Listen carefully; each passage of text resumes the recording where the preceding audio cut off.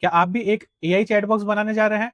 आज के इस वीडियो में हम समझेंगे एक एआई चैटबॉक्स को बनाने के लिए कौन-कौन से स्टेप्स को फॉलो करना पड़ता है। अगर हम एआई चैटबॉट की बात करें तो सबसे बड़ा रोल आता है वो आता है डेटाबेस का। आपके डेटाबेसेस जो है वो अलग-अलग फॉर्मेट में हो सकते हैं, SQL, no SQL, PDF, Excel, किसी भी फॉर्मेट में आपका डेटा हो सकता है। सबसे पहले स्टेप्स में हम पूरे डेटा को हम एक जगह पे इकट्ठा करके रखेंगे।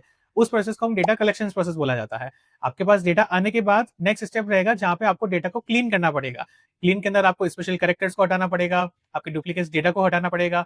ये सारे प्रोसेस को हम फॉलो करके हम एक फाइनली एक टेक्स्ट फॉर्मेट में डेटा को हम कन्वर्ट कर देंगे। उसके बाद जो आपके पास टेक्स्ट फॉर्मेट में डेटा बचा है, उस टेक्स्ट फॉर्मेट में डेटा को हम छोटे-छोटे चंक के अंदर डिवाइड कर देंगे। वहाँ पे हम बोल सकते हैं कि हमारे पास छोटे-छोटे चंक के अंदर डेटा पड़ा है या फिर छोटे-छोटे फाइल्स के अंदर हमारे पास डेटा पड़ा है। उसके बाद जो हमारे पास छोटे-छोटे ब्लॉक्स है डेटा को, उन ब्लॉक्स को हम आगे प्रोसेस के लिए लेके जाएँगे। उस प्रोसेस को हम एम्बेडिंग जनरेशंस बोलते हैं। सो बेसिकली एम्बेडिंग जनरेशंस के अंदर हमारे पास जो छोटे-छोटे ब्लॉक्स के अंदर डेटा होता है, उनको हम वेक्टर फॉर्मेट्स में कन्वर्ट करते हैं।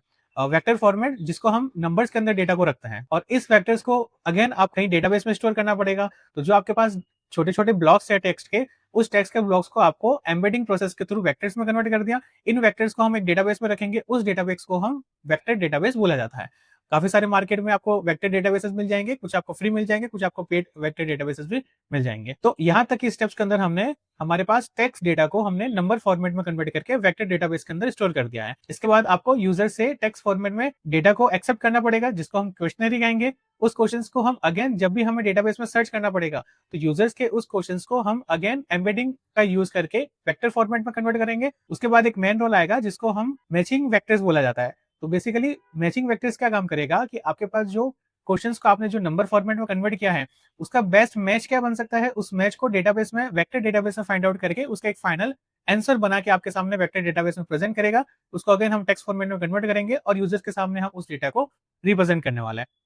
तो बेसिकली पूरी फ्लो की बात करें तो सबसे पहले आपको डेटा कलेक्शन करना पड़ेगा, उसके बाद डेटा को क्लीन करना पड़ेगा। डेटा क्लीन करने के बाद आपको उसको टेक्स्ट फॉर्मेट में कन्वर्ट करना पड़ेगा।